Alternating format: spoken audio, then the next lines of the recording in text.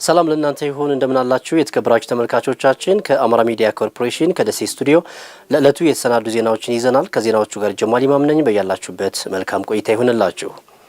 ችግሮችን በኃይልና በመሳሪያ ከመፍታት ይልቅ በሰለጠነ መንገድ በውይይት ለመፍታት የተጀመረው ሀገራዊ ምክክር ፋይዳው የላቀ እንደሆነ የወለዲ ከተማ ነዋሪዎች ገለጹ።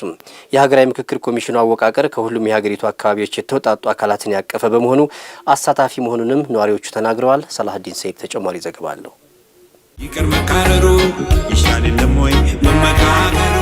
ኢትዮጵያ የያዘችው የምክክር ኮሚሽን ኢትዮጵያን ወደፊት የሚያሻግር ነው። እኛ ባህል አለን፣ የሽምግልና ባህል አለን።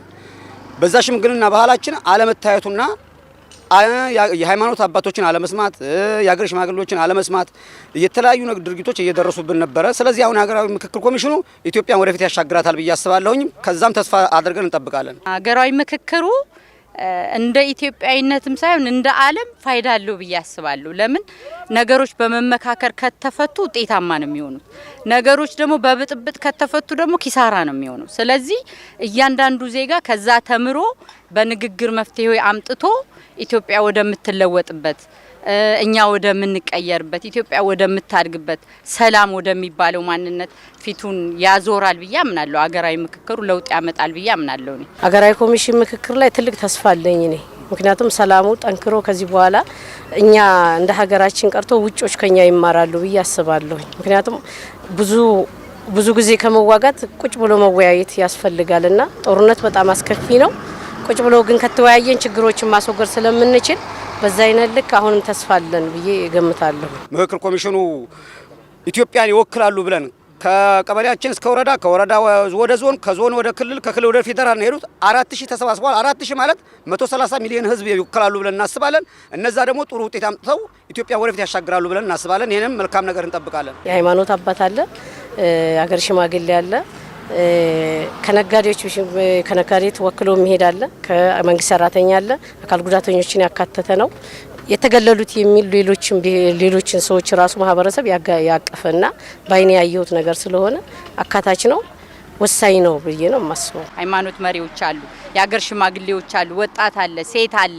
ሁሉም የራሱን ችግር ስለሆነ እዛ ጋር የሚያመነጨው ያንን ችግር አይቶ ሰምቶ አዳምጦ መፍትሄ ይመጣል ብዬ አምናለሁ። ሀገራዊ ምክክሩ ለጋገር በሉን መስማማ ከሩቅ አይመጣም እኛን ያስማማ። ክረምቱን ተከትሎ የሚከሰቱ የውሃ ወለድ በሽታዎችን ለመከላከል በቅንጅት እየተሰራ መሆኑን የደቡብ ወሎ ዞን ጤና መምሪያ አስታውቋል። ማህበረሰቡም ጤናውን ለመጠበቅ ጥንቃቄ ማድረግ እንዳለበት ተጠቁሟል። ደጀናምባቸው ዝርዝር ዘገባ አለው። ክረምቱን ተከትሎ ከሚመጡ የጤና እክሎች ውስጥ ውሃ ወለድ በሽታዎች ተጠቃሽ ናቸው። እነዚህ የጤና እክሎች የቅድመ ጥንቃቄና የመከላከል ስራዎችን ይጠይቃሉ። በደቡብ ወሎ ዞን ያነጋገርናቸው የጤና ጽሕፈት ቤት ኃላፊዎች ውሃ ወለድ በሽታዎች ከዚህ ቀደም ይከሰቱ እንደነበረና በተለያዩ መንገዶች መከላከል እንደተቻለ ያነሳሉ። ከውሃና ከውሃ ጋር የተያያዙ በሽታዎች በሰፊው ይከሰታሉ። በተለይ ክረምት ጋር ተያይዞ ውሃዎች ካለመጠበቅ ጋር ተያይዞ የሚመጡ በሽታዎች አሉና አንዱ ተቅማጥ ነው በሰፊው የሚከሰተው። እኛ አካባቢ ላይ ክረምት ሲሆን በጣም በርካታ ጊዜ ህጻናቶች በተመሳሳይ መልኩ አዋቂዎች አካባቢም ላይ ከፍተኛ የሆነ የተቅማጥ ችግር ይከሰታል። በአንድ በኩል ውሃዎችን በመጠበቅ በሌላ በኩል ደግሞ ተቋማቶች ሕክምና አገልግሎቱን በሰፊው ተደራሽ እንዲያደርጉ ግንዛቤ ቀድመን የፈጠርንበት ሁኔታ ነው ያለው። ከክረምት ጋር ተያይዞ ሊመጡ የሚችሉ ማህበረሰብ ችግሮች ከኛም ሴክተር ውጭ እንደወረዳ ሌሎች ማህበራዊ ስለሆነ ጉዳዩም አሉ በርካታ ማለት ነው። ከባለፉት ዓመታት ልምድ በመነሳት በዚህ የክረምት ወቅትም ውሃ ወለድ በሽታዎች የህብረተሰቡ የጤና ችግር እንዳይሆኑ እየተሰራ መሆኑንም ነው የገለጹት። የውሃ መጠበቅ ስራዎችን የምናከናውንበት ነው። በተመሳሳይ ወባ ይሰራል ማለት ነው። ከሃይጂንና ሳኒቴሽን ጋር በተያያዘም ብዙ ስራዎች ይሰራሉ ማለት ነው። ከዚህ ረገድ ያው ሰው ራሱን መጠበቅ መቻል አለበት ከመከላከል አኳያ ማለት ነው። ስለዚህ መጸዳጃ ቤት የሌላቸው ማህበረሰብ ክፍሎች እሱን እንዲያገኙ ምናልባትም በአቅም በገንዘብም እንዲህ መስራት የማይችሉ የማህበረሰብ ክፍሎችን ለይቶ ለነሱ በጎ የሚያደርገው ማህበረሰብ እዛ ላይ ርብርብ አድርጎ ለነሱ እንዲሰራላቸው ማድረግ አንዱ ተግባራችን ነው ማለት ነው። ከውሃ ጋር የተያዙ ጉዳዮችን የውሃ አክሰስ በመፍጠር ብቻ ማዳን ስለማይቻል ውሃዎችን የመጠበቅ ስራ በሰፊው አንዱ ትልቁ ስራ አድርገን እየሰራን ያለንበት ሁኔታ ነው ያለው። በቀጥታ ለጎርፍ ተጋላጭ እንዳይሆኑ ከፍተኛ የሆነ ስራ ይዘን እየሰራን ያለነው። በተመሳሳይ መልኩ የክሎሪኔሽን ስራ ከውሃና ኢነርጂ ጽሕፈት ቤት ጋር በመተባበር እንዲሁ ውሃዎች ክሎሪን እንዲጨመርባቸው ከፍተኛ ትኩረት አድርገን ከነሱ ጋር በመቀናጀት ከፍተኛ የሆነ ስራ እየሰራ ነው። በተመሳሳይ መልኩ የጤና ባለሙያዎች ስለ ውሃ ወለድ በሽታዎችና መተላለፊያ መንገዶች በሰፊው የጤና ትምህርት እንዲሰጡና ተደራሽ እንዲያደርጉ ሰፊ የሆኑ ስራዎች እየሰራን ያሉት። ከሐምሌ ወር ጀምሮ ያሉት ተከታታይ ወራት ከክረምት ጋር ተያይዞ የሚከሰቱ የጤና ችግሮች የሚበረቱበት መሆኑን የገለጹት የደቡብ ወሎ ዞን ጤና መምሪያ ኃላፊ አቶ ጌታቸው በለጠ መረጃ ከመስጠት እስከ አገልግሎት ድረስ ዝግጅት ተደርጓል ብለዋል። ምን ሊከሰት ይችላል የሚል ፎርካስት ለማድረግ ሞክረናል።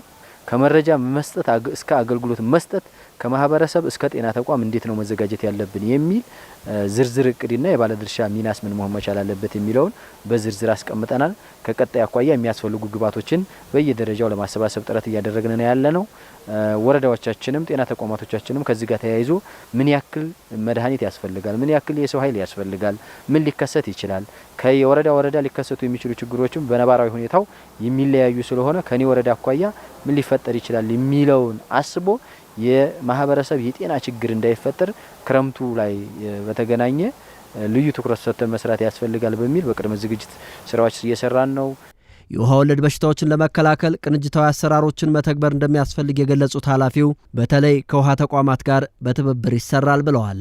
በአጠቃላይ የጤና ስራ ብቻውን የሚተገበር ስራ አይደለም። የብዙ ሴክተሮች እጅ ይፈልጋል። ለምሳሌ ውሃ ወለድ በሽታዎችን የግድ ብቻን በመስራት ሳይሆን ከውሃው ሴክተር ጋር ተቀናይተን በምንሰራው ስራ ነው። ይሄ ማለት ምን ማለት ነው? ለምሳሌ የውሃ ንጽህና ለመጠበቅ አንዱ የክሎሪን መጨመር ሊሆን ይችላል። ክሎሪኔሽን አንዱ የውሃው ሴክተርም ስራ ነው፣ የጤናም ስራ ነው። ስለዚህ ሁለታችንም ሴክተሮች ተቀናይተን የማለት በዞን በወረዳ ሁሉም ተቋማት በቅንጅት የሚሰሩት ስራ ነው ማለት ነው ያለው። በመጨረሻ የባቲ ከተማ ነዋሪው አቶ ኑሩ መሐመድ ችግኞችን በማፍላት በነጻ ያከፋፍላሉ። የእርሳቸው የአረንጓዴ አሻራ ስራ ለሌሎች መነሳሳትን የሚፈጥር መልካም ተግባር ነው ሲሉ በባቲ ከተማ የተለያዩ ተቋማት የስራ ኃላፊዎች ምስክርነታቸውን ሰጥተዋል። አንተነህ ጸጋዬ ተከታዩን ዘገባ ይዟል። የባቲ ከተማ ነዋሪው አቶ ኑሩ መሐመድ ከተፈጥሮ ሀብት ጥበቃ ስራዎች ጋር ልዩ ቁርኝት አላቸው። በስራ አጋጣሚ በተለያዩ አካባቢዎች ሲንቀሳቀሱ የተራቆቱ ስፍራዎችን በመመልከታቸው ወደ ችግኝ ልማት ስራው ለመግባት መነሳሳት እንደፈጠረባቸው ተናግረዋል።